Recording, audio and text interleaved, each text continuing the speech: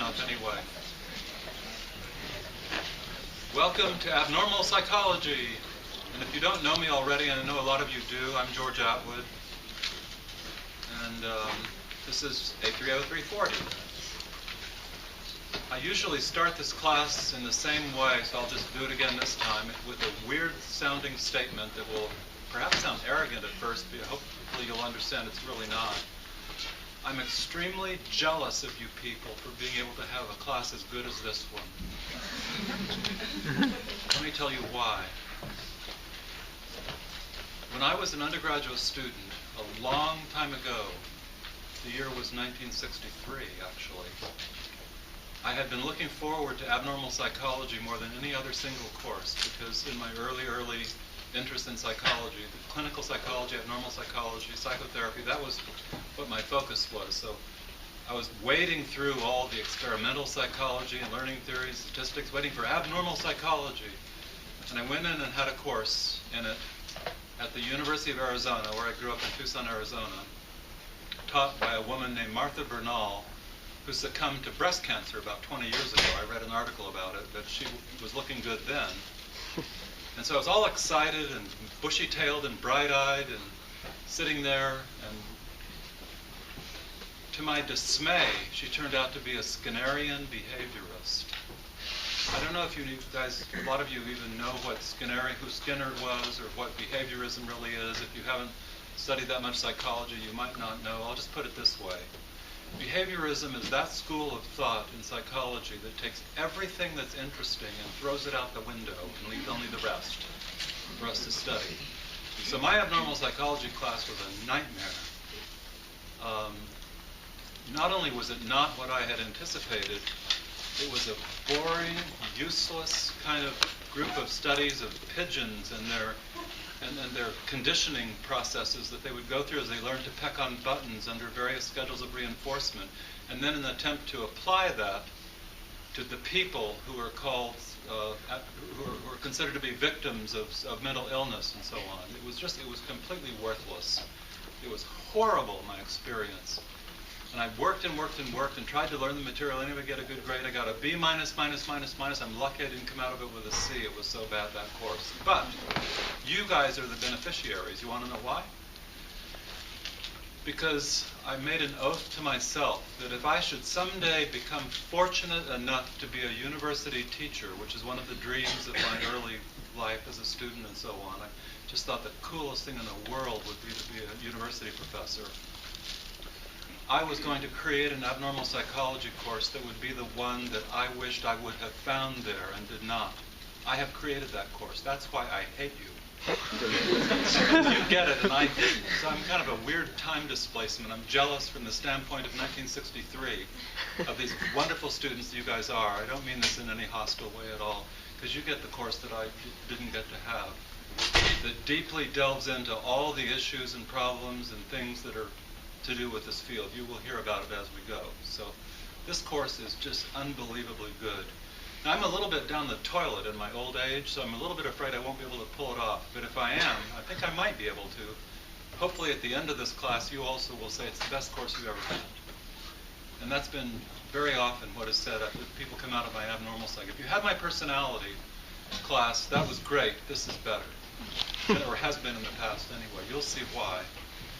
It delves deeply into human experience. It delves deeply into individual case studies. You'll hear clinical story after clinical story after clinical story that you'll be able to relate to, and that I hope will interest you all, entertain you all, fascinate you all, scare you all, maybe a little bit too. You'll see.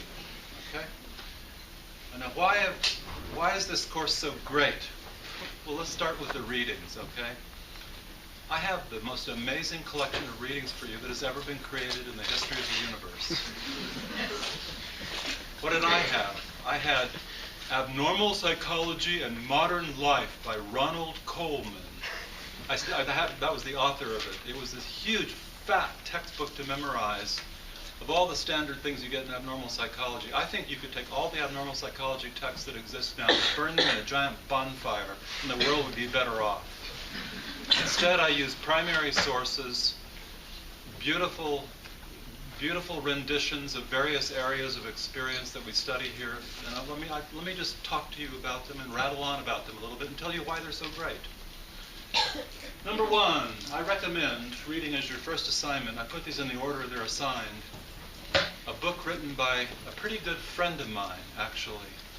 A science journalist who used to work for the Boston Globe but now is a kind of freewheeling journalist, Robert Whittaker. And the book is called Mad in America. He's not a psychologist or psychiatrist, but he's the kind of journalist who decides he wants to study a certain topic and then gives 5 to 10 years of his life, like 12 hours a day, 7 days a week, to master that area. And he did that for the history of psychiatry.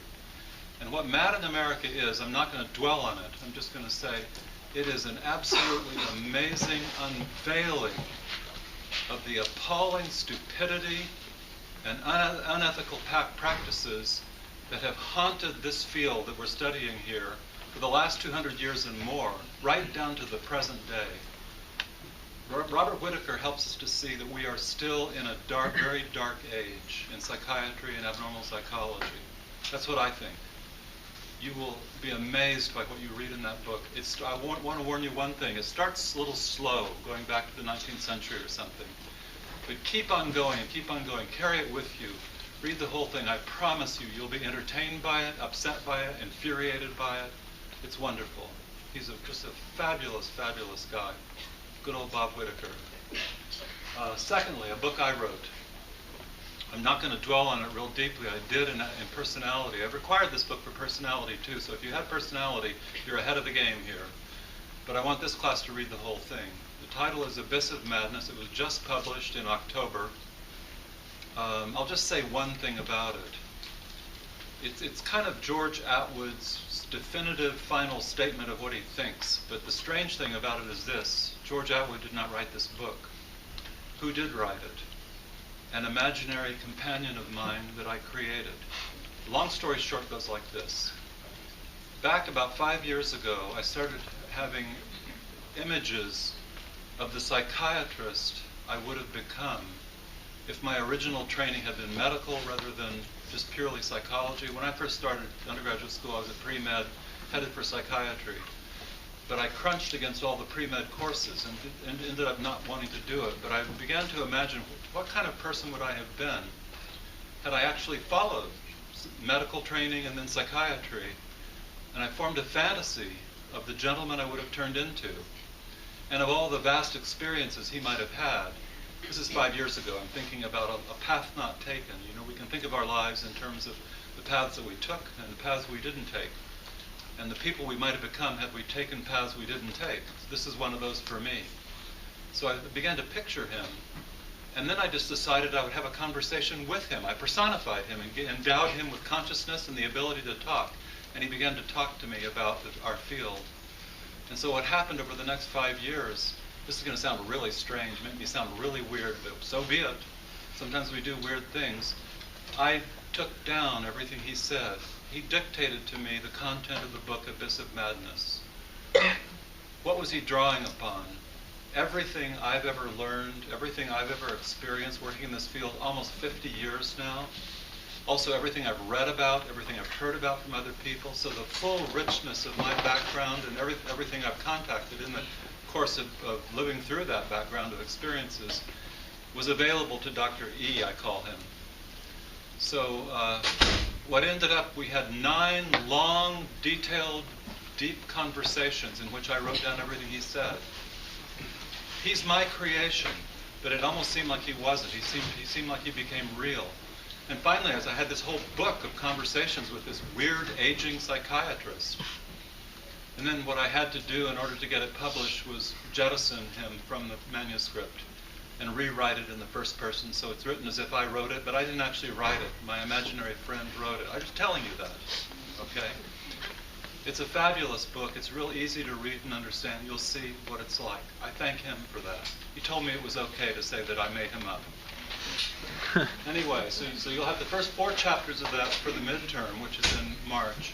Then I want you to read the last 5 chapters for the final. Then we have a book by an incomparable genius, Ronald Lang, called Divided Self. I want to rattle on a bit about that. Lang. This book was published when Lang was about 30 years old.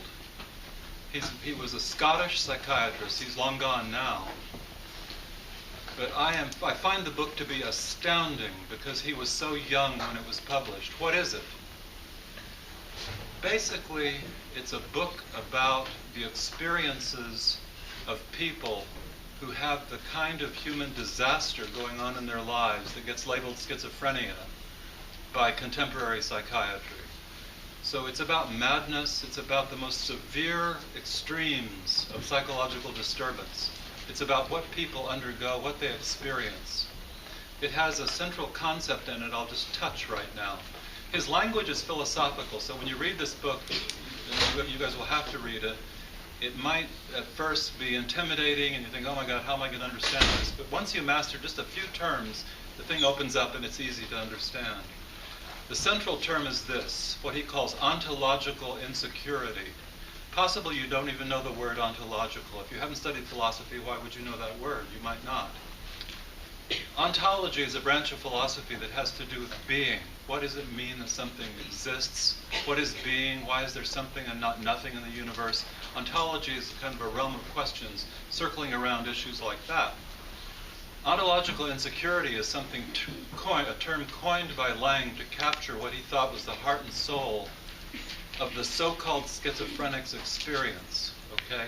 When I say so-called, you'll find that I'm very hostile to the medical model. I don't like these diagnoses, but I don't turn away from the human disasters that the labels are applied to. In this human catastrophe that is called schizophrenia, we have ontological insecurity. What is it? Well, Lang says this. It's an insecurity or an anxiety about being itself. It's not the kind of, normally when you go through our lives, we say a person is insecure. That means their self-esteem is a little shaky. They're sensitive to insults. They feel their opinion of their self-worth collapses if somebody rejects them. That's an insecure person. This has got nothing to do with that. Ontological insecurity is a kind of felt instability of the sense of being itself. The feeling that you're even there is tenuous and subject to erasure and annihilation. So a person who's tremendously ontologically insecure would be someone who is recurrently vulnerable to feeling erased from being itself. That's what Lang's book is about, such states of experience.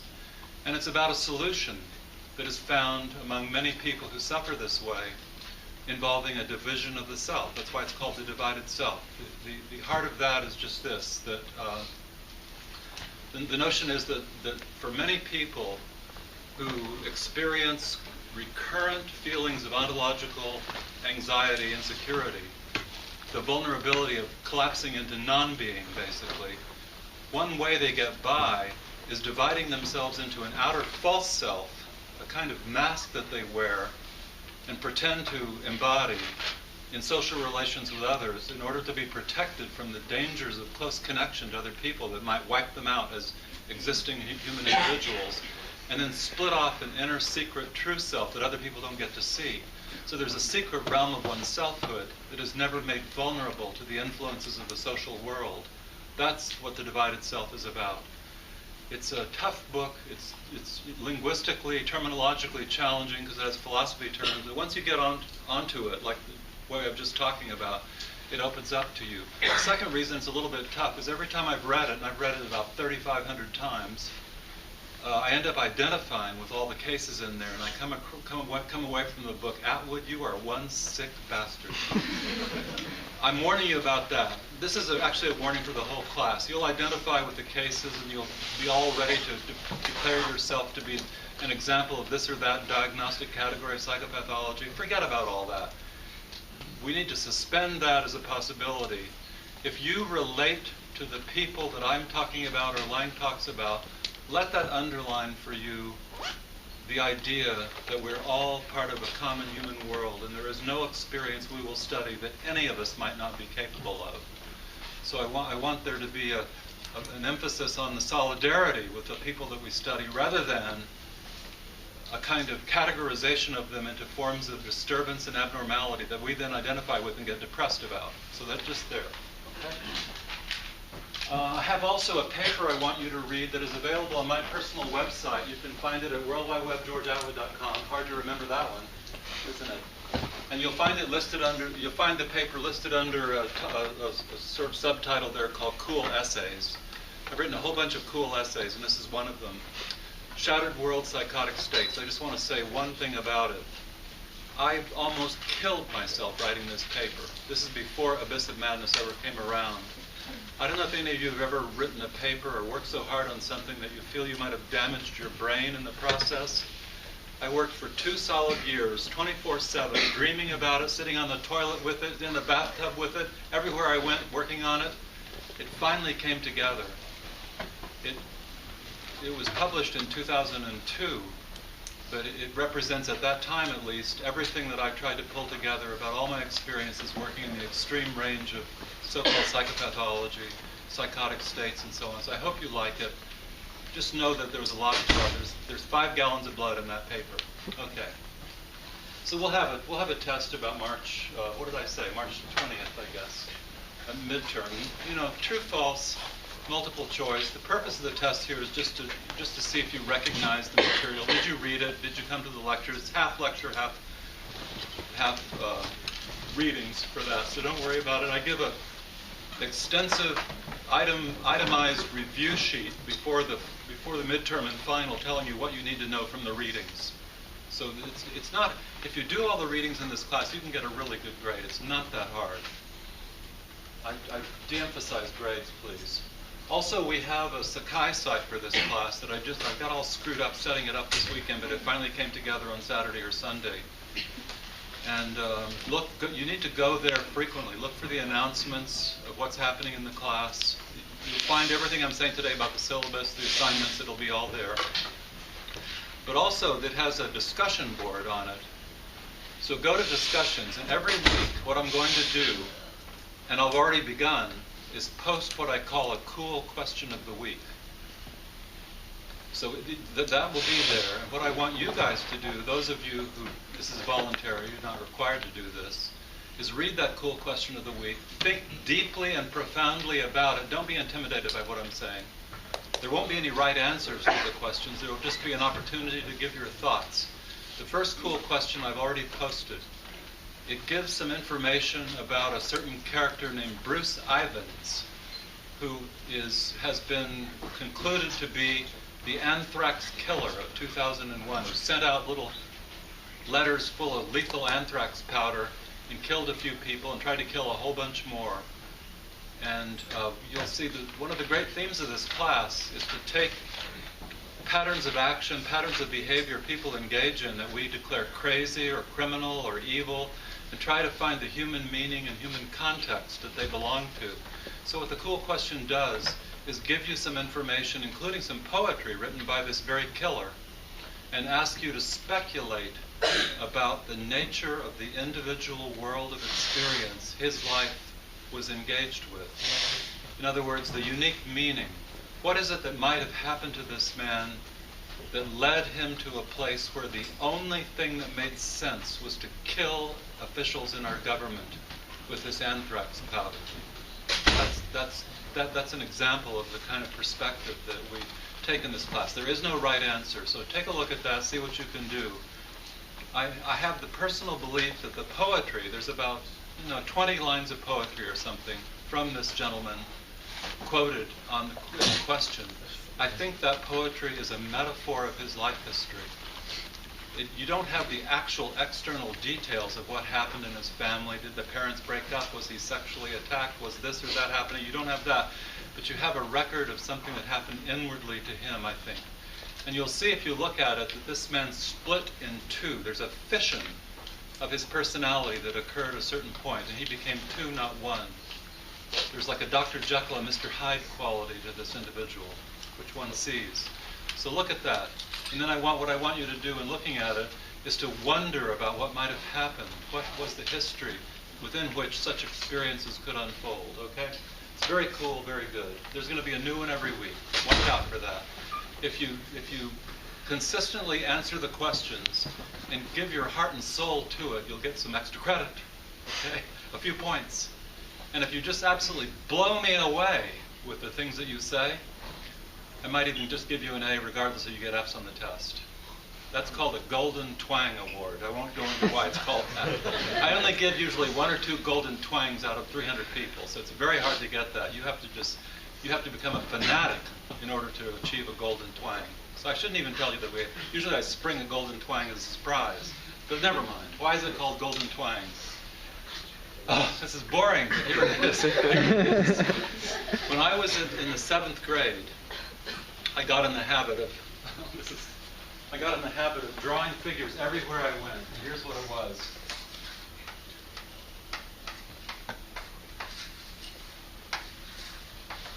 And he always had just one thing to say: twang!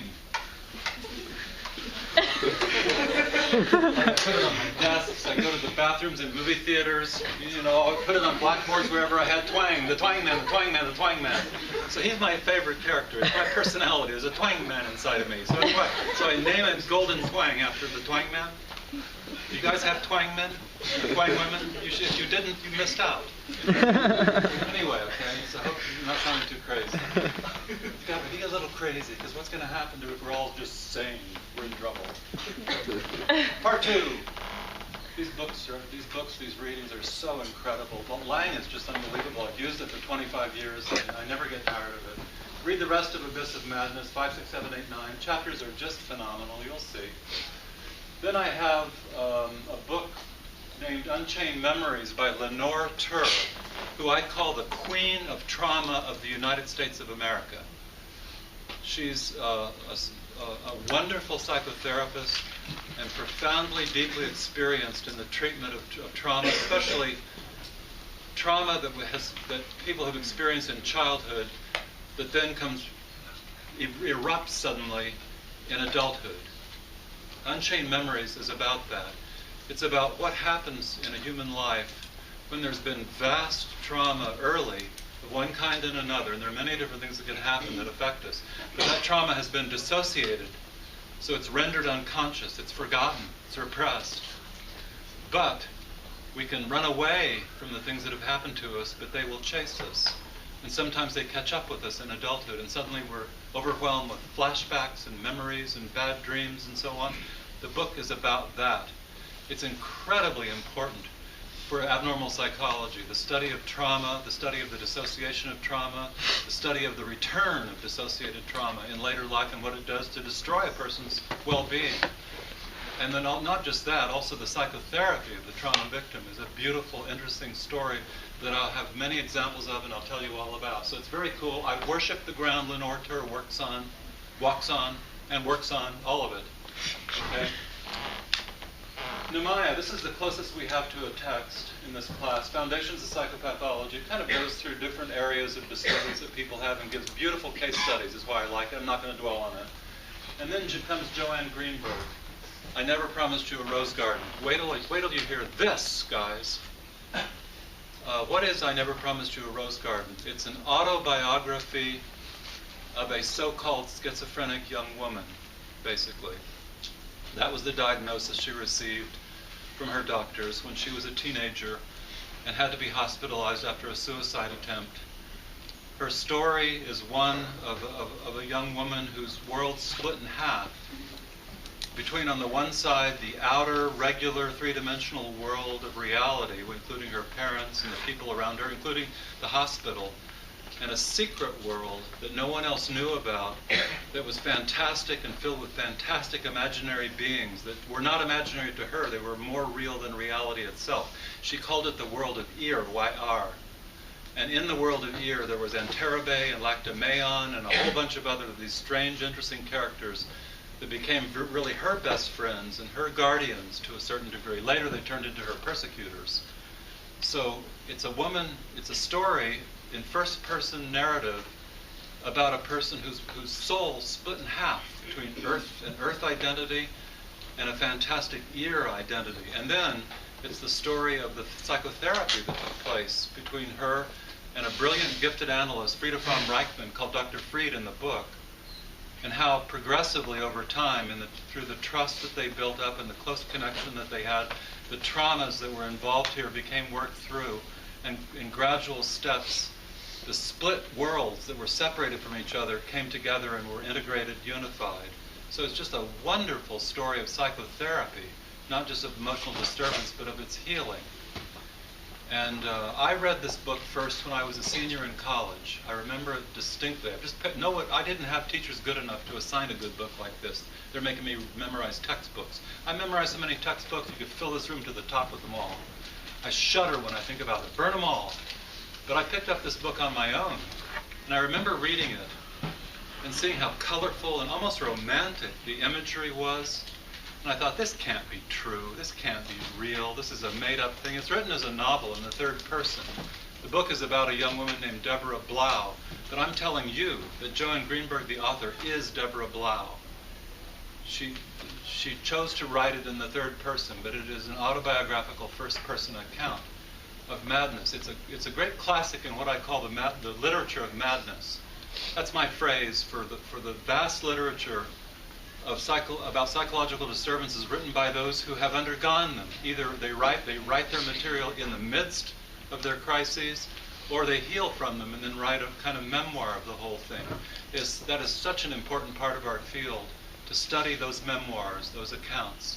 You can often learn more from them than you can from working with people directly, because they have worked so hard to crystallize what their experiences have been. Anyway, so here I am, a senior in college, coming from a horrible background of behaviorism and pigeons pecking buttons and all this, and I read this book about this woman whose soul split in half and whose world divided into two realms and all this, and how she finally got it all together.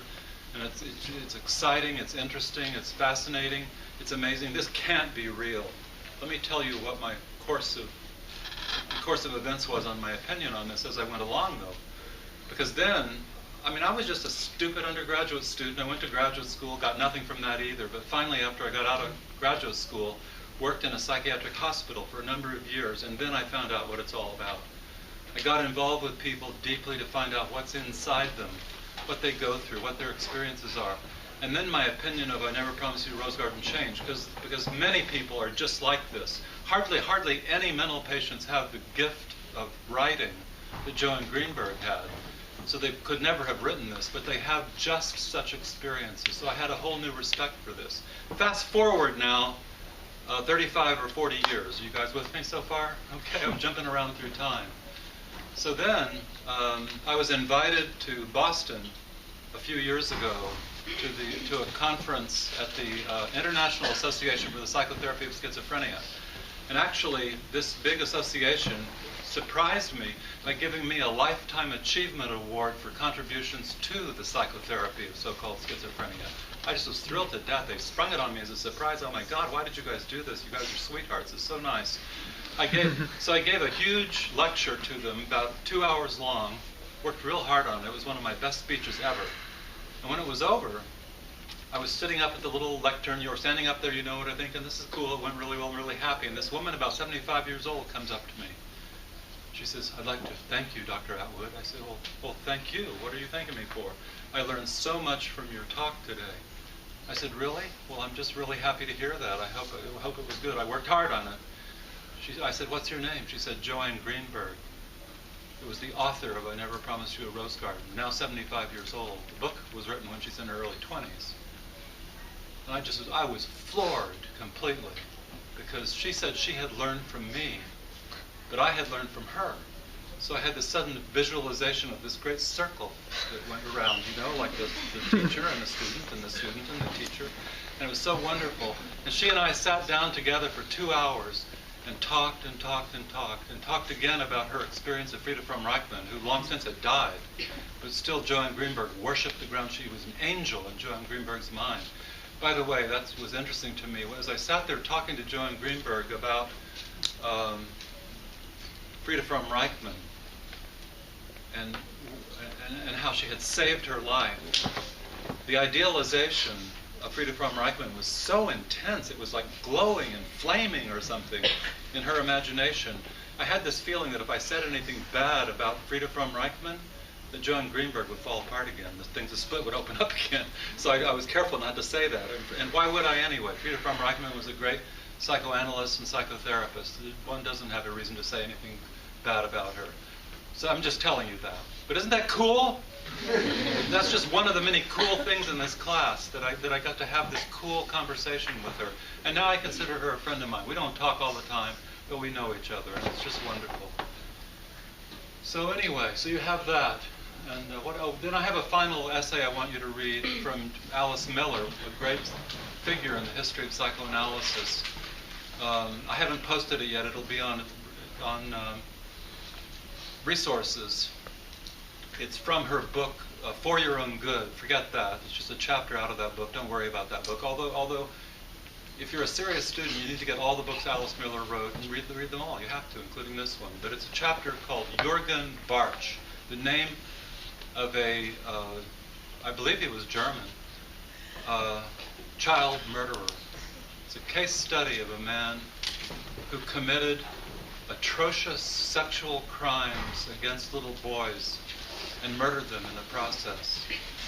And it illustrates the kind of thing that this course is also about. We can take actions in which people engage and ask the question, what is their human meaning? Refrain from passing moral judgment in a way that would stop us from understanding it, but asking more, what has happened in the human life that this would be the path it takes? Alice Miller sets it up as her goal to answer that question exactly. And so that chapter is just fabulous, is what I think. And you get to see these horrific crimes involving multiple serial killings always have the same theme in them. Let's see if I can put it into words. It goes like this. You read about like 7 children who were killed perhaps by a monster, but there's an 8th child that was killed that you don't read about. That would be the killer himself. In his own early childhood, things came together in a way that killed him not physically, but killed his soul. There's a soul murder in the background of serial killing, quite generally. I wouldn't want to say it's universal, but it's very often the case. And so Alice Miller tries to identify the circumstances that murdered the soul of Jürgen Bartsch and then led him to reenact it in a highly sexualized way in the killings he undertook of innocent little boys. It was a restaging of the destruction of his own innocence. So it's good. My wife said, don't assign that. It's too upsetting. She couldn't even read it. When I first read it, I had to close it up 2 or 3 times because my heart goes out to the victims. But we need to look at everything. You can't, if we're studying this field, there's nothing that's out of bounds. It's all human, and the goal is to try to find the human meaning. Okay. So much for that. Then we'll have the test, and then you guys will say whether this course is any good or not. Let me switch gears now, and we'll start the lectures a little bit. You're going to see what my lectures are like. What I do is oscillate between 2 things. I give abstract general ideas, basically, try not to make them too complicated or boring and horrible, and then dive into the concreteness by giving case illustrations. I want to do that in a preliminary way right now.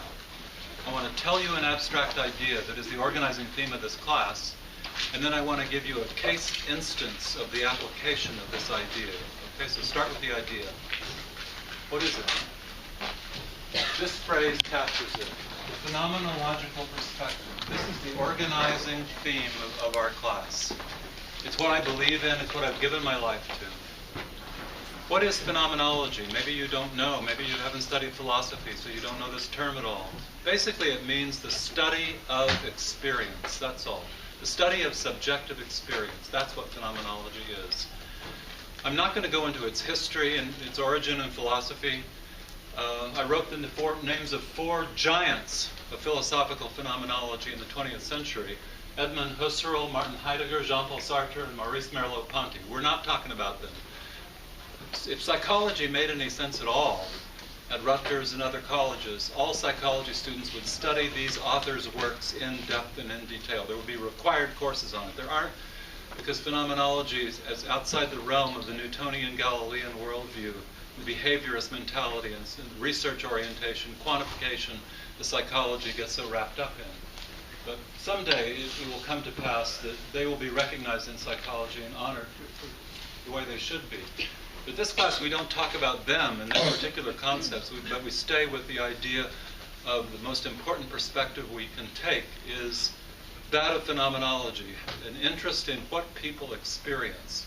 So I'm going to kind of rattle on about this for a minute and give you a case example. The first thought that came to mind is this one, as I was thinking about it this morning.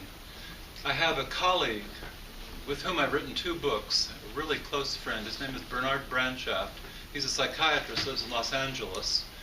He's 93 years old. He's suffering from end-stage Parkinson's disease right now. So he's in real trouble physically. His wife just died, but he is a sweetheart of a person.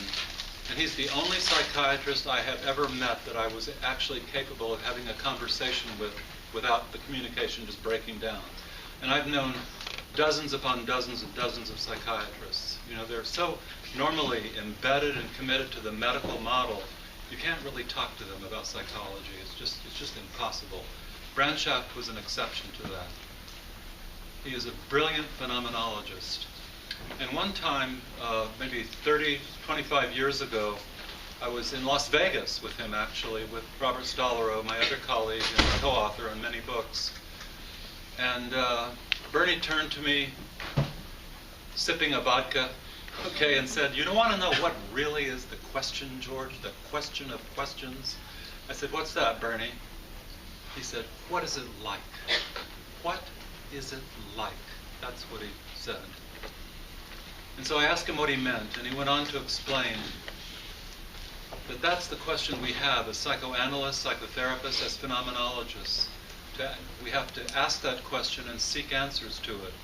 We're trying to understand someone, but in order to do that, we must first give some kind of response to the question, what is it like to be this person? What is it like to be someone? If we want to understand something, we need to climb into their shoes. We need to begin to see the world through their eyes. We need to know what it is like to actually undergo the history we learn about from them from their point of view. That's what he's talking about.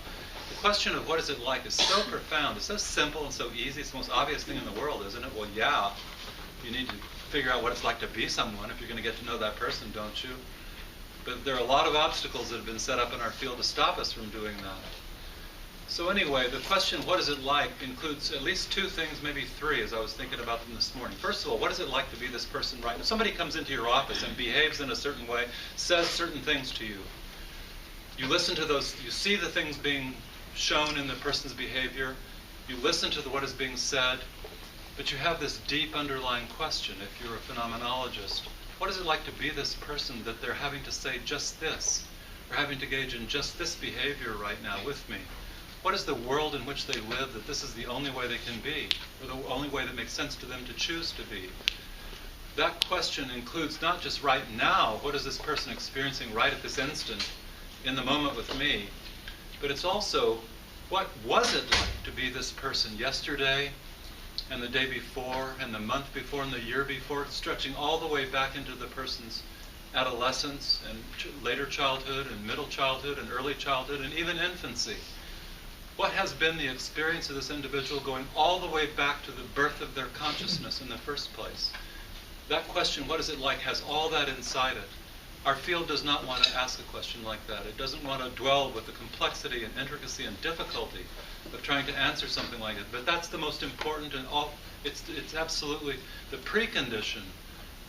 To have an answer to that is the precondition for doing anything for someone that would make sense. Because if you could really catch on to what it is like to be someone, to what the world has been in which they've lived, it should help you figure out what you could do, if anything, to make a difference to the crisis that they're in, because they would not be seeing you if they were not in some sort of a crisis. So another way to put it would be this. What is it like is one way to put it. Maybe it includes the present, the past, and in a way the future too. What is it like to be this person? What is the future to this person? What do they see as they look ahead? Do they even have a future? People in profound depression have no future. The future is a wall of blackness. Other people flee into the future. They dwell only in all the future possibilities that their lives might be, fleeing from the present. So we look at past, present, and future as it is experienced. Another way to put it is this. What is the world as lived and experienced in which this has its meaning? The word this here just means whatever it is the person brings to you, what they're showing you. If they are catatonic, don't worry about these terms. That's a technical psychiatric term for symptoms like a person being frozen in space, not moving at all, completely mute, unresponsive. So that's what they're showing, is catatonia, frozen immobility and muteness. What is the world in which this behavior, in a way it's the absence of all behavior, isn't it? But that's behavior too, that's an action too of a kind. What is the world in which it has its meaning? I happened to know a patient once who had spent months in a catatonic state like this, frozen in a chair like this, not moving at all, and he had to be fed intravenous and nose tubes and all kind of stuff like that. And when he finally came out of it, he said that he thought the center of gravity of the universe had passed through the core of his brain, and that if he moved even slightly, the whole world would turn over. That had been the experience. So that would be a partial answer to the question, what is it like to be this person? This person's own bodily posture maintains the balance of the whole universe. Now, why does it do that? You have to go deep into the life to try to understand how that thing could be. Okay? So, what is it like to be someone? Easier said than done, because you might think, well, if a person comes in and starts behaving a certain way, you just ask them, what is it like to be you, brother and sister? Hey, how's it going? What's it like in those shoes of yours? What are those eyes seeing? But people don't answer you. People don't often know what it's like to be them. They have no words for it. Maybe their lives have been such that there have never been words developed to articulate their emotional experience. So it's a huge challenge to try to make the journey into another person's subjective world, another person's experiential universe. There are different words we can use for it like that. Okay? Now let me jump down to an example of a difficult case I had some years ago. In fact, it was 1980.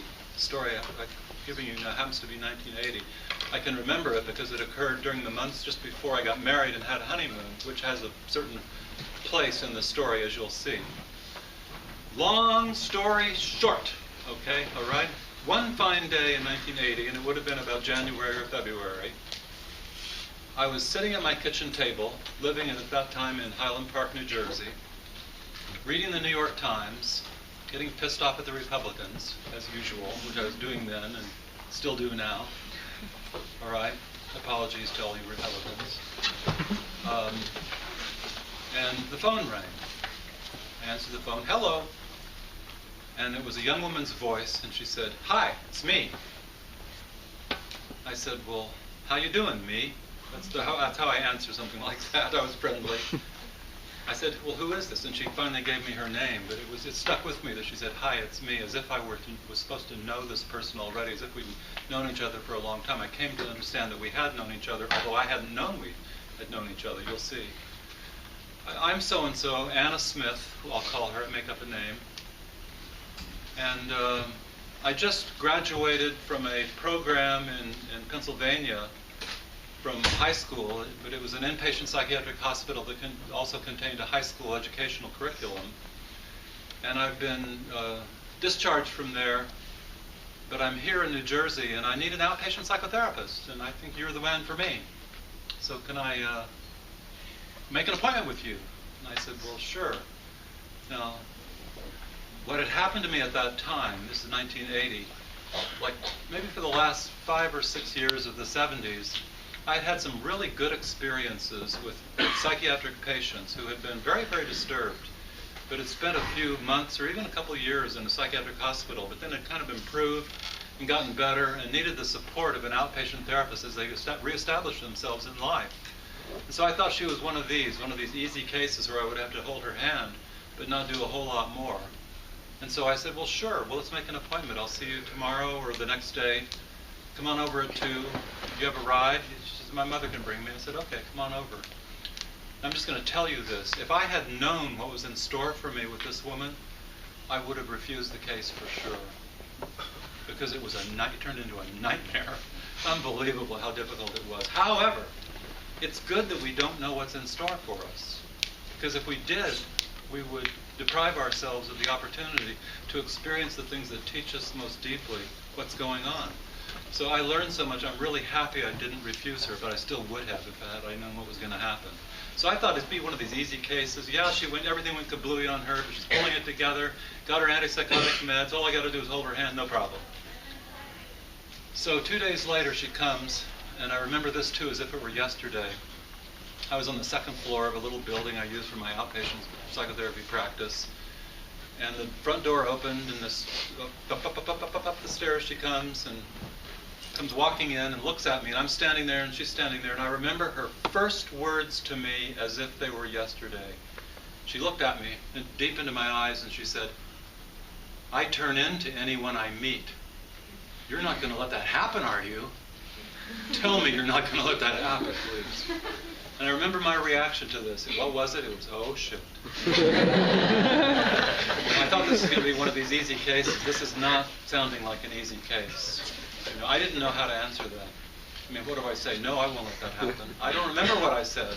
I said, "Why don't we sit down and talk to each other?" So we sat down and began to converse. And I asked her about her situation. She was still hospitalized, but able to come out for her outpatient appointments. And the plan was to discharge her, live with her parents, la-da-dee-da, la-da-dee-da.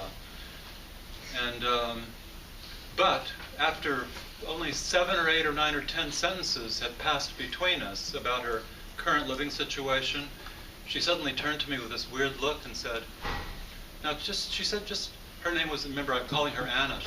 She looked into my eyes and she said, "So tell me, Anna, how's it going for you anyway? How are you doing, Anna?" Referring to me by her name. And then I remember, I didn't know what to do with that. But then I remember a look of confusion coming across her face. She said, "Excuse me, well, I'm sorry.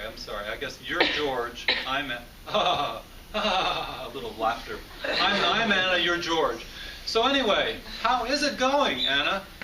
And she stopped again. She called me again, her name. And I didn't know what to say. You know, what am I supposed to say? Me, Tarzan, you, Jane. Me, George, you, Anna. Like, let's get this thing straight. You're Anna, and I'm George. I may or may, I didn't get angry or anything, but I might have said that, but it didn't do any good because as we kept going and going, she just kept getting mixed up. And it wasn't she was playing games with me. Like a person might suddenly call you by their name and be playing some kind of a game and torturing you and messing with your mind on purpose for some reason. Meanwhile, they're clear on who's who. That was not it. She was unclear on who's who, and it frightened her. I saw the confusion and dismay on her face as she kept losing track of which was which. Where she left off and I began was a blur to her. And I realized that she was a person for whom the ability to maintain a steady sense of distinctive existence was missing.